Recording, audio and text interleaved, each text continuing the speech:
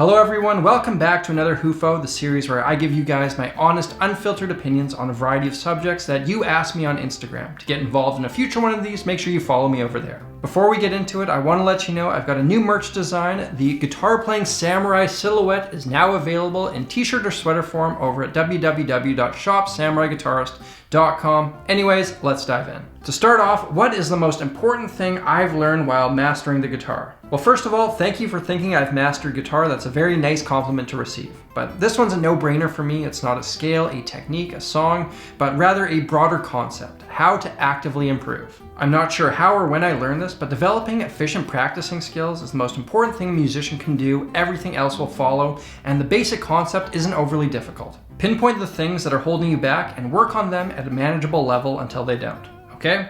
Now let's talk about how one would go about doing this. The best way to identify your weaknesses is by working with other musicians, asking their advice, working with a teacher, and recording yourself. Say there's a specific part of a song that's giving you trouble. Well, what you want to do is focus specifically on that thing. There's no need to run the rest of the song if it's already sounding fine. That would be a waste of time. You want to find the tempo where you can just play this passage perfectly without messing up.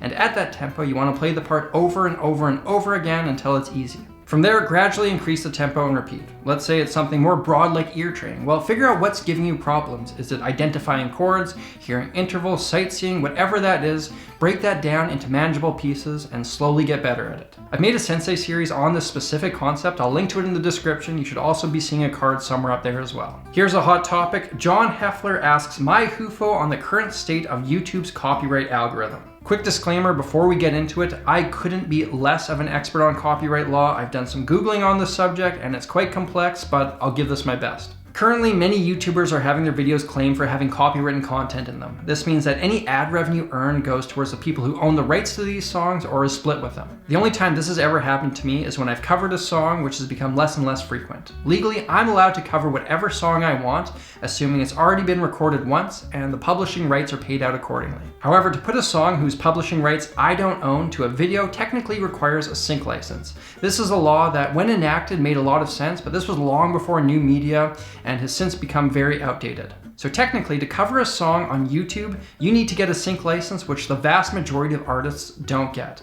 This puts all the power in the hands of the publishers for content like this. In my experience, the revenue sharing system that YouTube has made sense and seems like a decent system.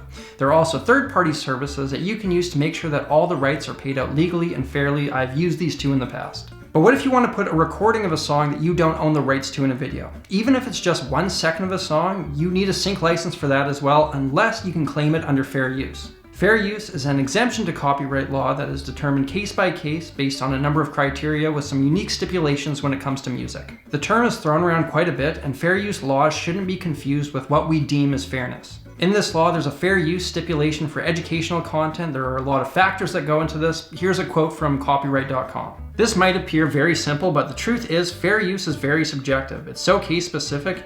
In fact, it's decided on a case-by-case basis. There might be situations or circumstances where using music and training materials has some credible fair use arguments. However, those situations are likely to be very narrow. Chances are, in a for-profit avenue like YouTube, I can't teach or include a copywritten song and expect a publisher to be cool with it. I think it would be a win-win if YouTube and the music publishers came together and put into place a system that made this an option, but currently that's not the case. Commentary and parody have exceptions, but there are limitations there as well, and I don't even want to get started on sampling. That's a whole other can of worms. Now, if a publisher is abusing this system to claim videos that they have no right claiming, fuck them. To summarize, given my limited knowledge of the subject, I have more issues with the law that badly need to be updated than any issues I have with YouTube or publishers that are acting in good faith. Again, I want to make it clear I am no expert on this subject. These are my opinions based on my understanding. This is a very dense topic and we've only scratched the surface. Next up, how did I start my first band? My first guitar teacher had a studio in his basement and he said that he could offer band lessons if I was interested, which meant that I would rally up a couple of my friends, we would rehearse under the guidance of the teacher and do some recording. I wrangled up a couple of my buddies and we did just that. Our first performances were every now and then we would play music in the front foyer of my high school. We would do Guns N' Roses, Aerosmith, and Rolling Stones covers for anyone who would sit and listen. This nameless band eventually morphed into Shaky Gun, which was much more of a real band. We gigged, we recorded an EP. I'll link to some stuff in the description that we recorded. I've put it up over at my second channel. My man Sean Daniel asks, what YouTubers I've met have the best hair? I'm gonna go with Rabea Masad. I've never met him, but I saw him from a distance at NAMM and his hair looked great. As for people I've actually met, I'm gonna go with Mateus Asado, who also has great hair game. And on that note, Rafael Sanabria asks, what would be a progressive approach to learn Mateus' style? I would recommend the same approach for learning anyone's style. Learn their music note for note by ear, and also learn the music that they listen to. On top of that, try to break it down from a theoretical and oral standpoint, and then incorporate it in your own playing. The goal here should be take things you love and incorporate them in your own sound instead of becoming a carbon copy of someone else.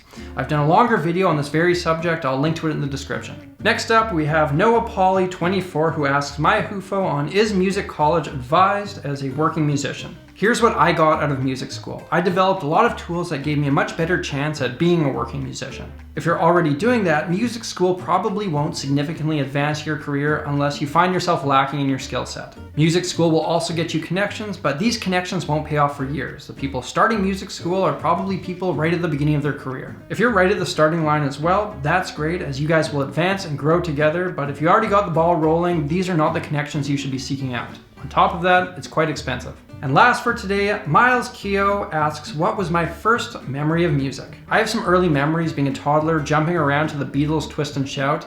I also remember my dad playing CCR songs to me on his classical guitar, which is actually that one right there. But the first time I ever remember feeling that special love for music was around grade 4 or so, when I got a tape of REM's Document. I listened to it endlessly and was moved in ways that I had never been before. I still enjoy it to this day. That about wraps it up for this installment in the hufo series. Remember, you can get a shirt like the one that I'm wearing today over at www.shopsamuraiguitarist.com. It's available in all the men's and women's sizes in both t-shirt and sweater form in a variety of colors. And if you support me over on Patreon, remember to check out the hidden patron-only store where you can get a unique variation. You can check out some more of my hufos by hitting that link up there. If you're new here, hit that subscribe button. Thank you all for watching. I'm Samurai Guitarist, and I will see you again soon.